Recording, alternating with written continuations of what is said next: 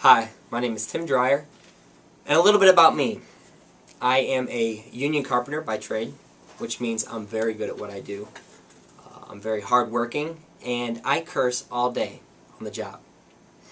I also have my EMT license in the state of Missouri. It gives me a chance to work with people and meet new people and help people out, which I really enjoy. I love to cook. I have a passion for cooking. I'm very health conscious, so I like to incorporate that into and take care of this body. Personality-wise, I'm very outgoing. I love to try new things, meet new people. I grew up with mom and two sisters, so I'm also very sensitive, very emotional. Girls, I'm a very good listener. On the weekends, I like to go out with the boys. Me and my buddies have way too much to drink and talk about totally inappropriate topics. Completely immature, I know, but it's fun to us. So, thank you. That's a little bit about me.